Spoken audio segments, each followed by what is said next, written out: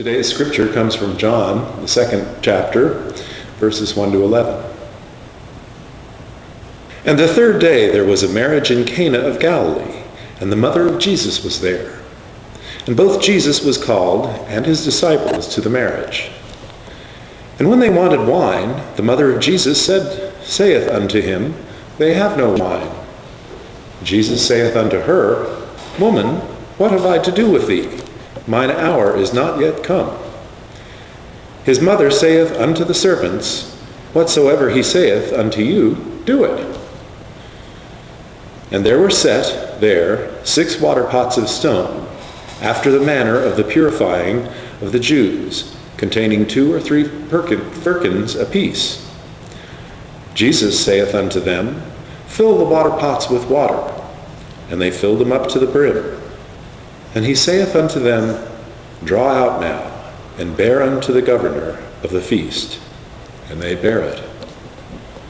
When the ruler of the feast had tasted the water that was made wine, and knew not whence it was, but the servants which drew the water knew, the governor of the feast called the bridegroom, and saith unto him, Every man at the beginning doth set forth good wine, and when men have well drunk, then that which is worse.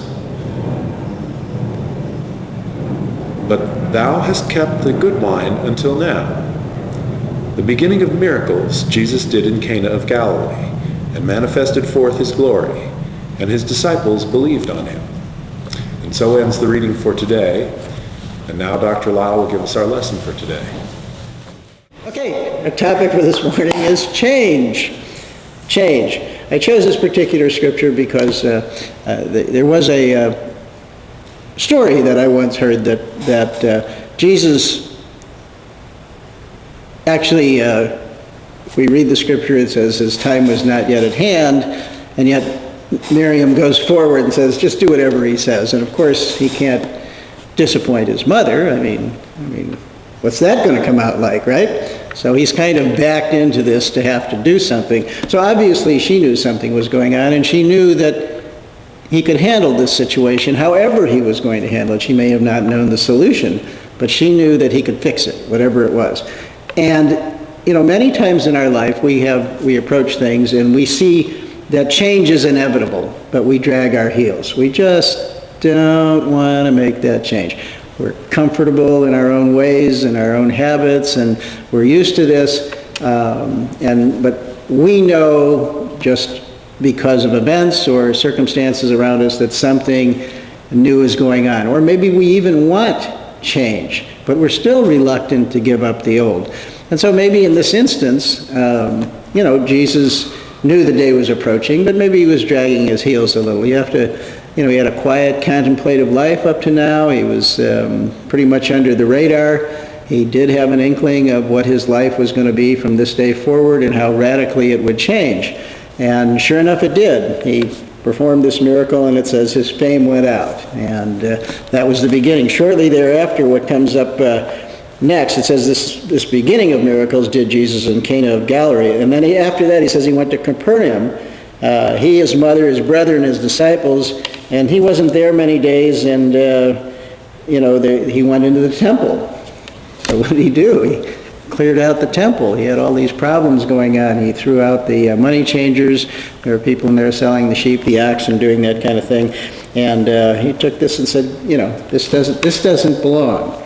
So he's done a miracle, and now all of a sudden it's like, oh, it's going to get serious here, and things are going to move rather rapidly. And I think it's a metaphor for cleansing himself. He's preparing himself for the days that are to come. And he knows that there's going to be some difficult times in there coming up. And I think that's most of the time why we dread change, is we're not certain sometimes of the future and what it brings. But as many times in our life as we go through things, we know that change is part of the process of living, and we know that we can't grow unless we experience some sort of change. And it can be mentally, it can be emotionally, it can be physically. We watch incredible stories of people that are bodybuilders that change and transform themselves physically with a lot of hard work and dedication, and even change routes. Sports figures do things differently to change and improve themselves. Emotionally, we can look at ourselves and we see that there's aspects of ourselves that we don't particularly like or enjoy, or we know that they're inappropriate. But the work of changing ourselves and the work of changing our emotional makeup is immense. I personally consider it far more difficult than changing ourselves physically.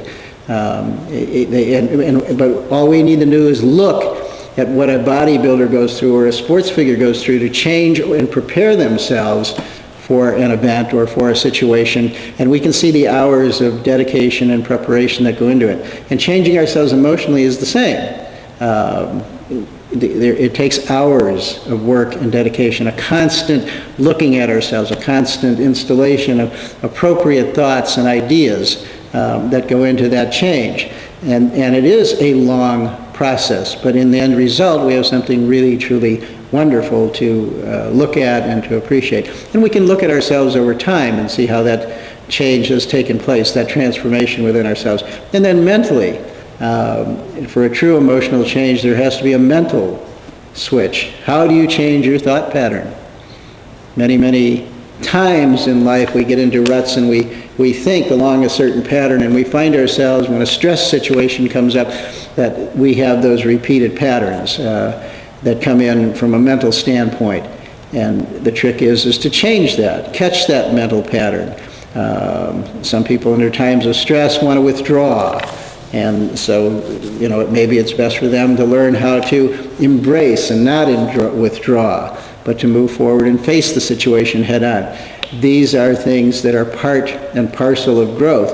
And again, it takes a constant supervision of ourselves, a constant looking at ourselves. So we look at ourselves and we make an appraisal of who and what we are. And if our thoughts aren't always what we want them to be, how do we change that? And it really is the same process. If we don't like, the stuff that's growing in the backyard, you go pull it out and put something in that you want.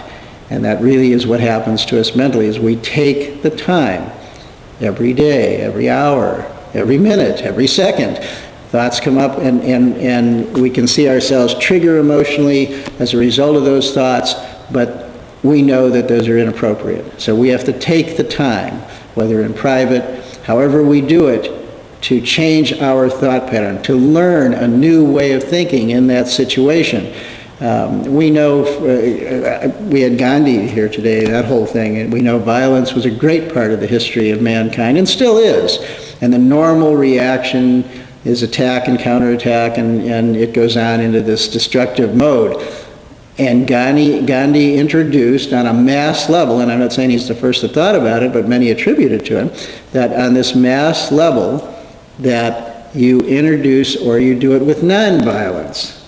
And what's turned out to be a very effective way of confronting a situation and confronting adversaries, the idea of nonviolence. So that's something that he put forth and he used greatly, but it required change. And he had to educate his followers. They had to change their way of thinking, and at first they just didn't believe in it.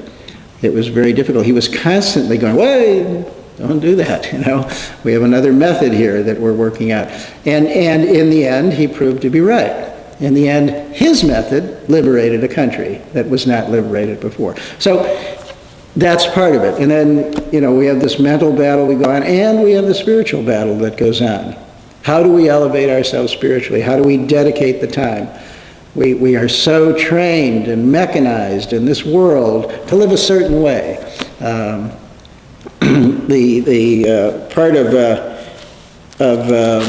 I was reading a couple other things very early on in Jesus' ministry, or when he came, he had the temptation, where you get to have all of these things. Here you are, the devil appeared to him. And so that is a catalyst point in Jesus' life where he looks at this and goes, okay, so what is it you're pursuing here? What is it you're trying to attain to?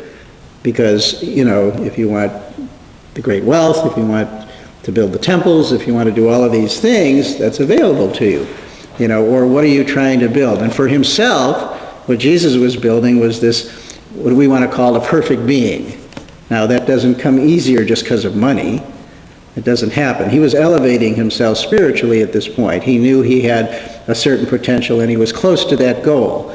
But at any point in time, he could wander from the path, so to speak. And so he chose to eliminate those things from his life. He said, get thee behind me, Satan. And I'm not saying there was a devil there tempting him. What I'm saying is that these are a thought process that he had, that he was undergoing.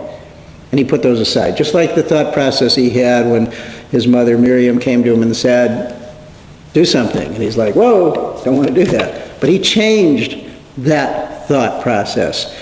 And so he moved forward, and he moved forward in his ministry. In fact, if we take the time and we want to look at the scriptures and we want to follow what Jesus was about, we see that change and transformation was a huge part of what went on. He went from the private life to the public life. After setting aside certain things, he set aside the material elements, and it isn't that he didn't have any of those things. They just were not the paramount goal of his existence. He found that if they were, it would interfere with what he wanted to do and wanted to achieve in this world and what his mission was. And later in Scripture, after he's performed miracle after miracle, we have this thing that, most of Christianity goes, he was the Son of God. But later, and just before he comes to the end, there's the transfiguration. A huge transformation, because his disciples, and there were only 3 that he took up there, not all 12, because the others weren't ready. He spent a time educating the disciples, and only 3 were with him at that time. And they had all seen the things that he had done. And there's this transformation that they could see. They watched it, they viewed it, they could see this taking place. And they were amazed by it, so much so what did they want to do with the old habits? Build a temple right here on the spot. We're going to build a temple here. So, and then we go on and we see the crucifixion, and we see the change. We see the change in the garden at Gethsemane. He's praying, meditating, and he wants this to pass from him, and then he changes, and he accepts the mission. He accepts what he has to go through. A change, again, that takes place. He transforms himself to undertake and embrace the situation. So in our lives, and we all know this, we have the opportunity to change all the time. And the trick is to embrace change. If Jesus did not embrace change in the beginning with his mother, when that happened, when it was placed upon him, if he did not embrace change when the temptations were there to achieve a physical kingdom, if he did not embrace that change and go for something different, if he did not embrace that change, would the transfiguration have taken place? Would the crucifixion have taken place? I don't think he would have been ready. It starts with the embracing of small changes in our lives, and it goes on to larger changes that we can use. And always the change, I think, is a larger nature, because we found in his life it escalated to this point of perfection. But to get there, we have to embrace it in the sense of long for it, want it, desire it. Don't desire the status quo, keep everything as it is, and it's a great temptation of ours. We all want this security blanket. But our security is in change. Our growth is in change. So that's my message here this morning. And we are out of time, but I want us all to think about that throughout the week and to use this idea of embracing change with love. Look forward to it. You may not know the outcome, but it's like, change is here. I've been dealing with certain things lately, and the thought came to me, change, it's okay. We've been through many changes up till now, and they've all worked out. So what are we worried about? So change, bring it in. Let's move forward. With that thought, join me in the Cartesian prayer. Acceptance statement. Acceptance statement. We dropped the Cartesian prayer? Okay. The acceptance statement, and he took it away. Now, the light of our minds, wisdom, may love fill our heart with understanding. May the one life shine forth from our innermost being, so that we walk renewed in light, life, love, today, tomorrow, and forever.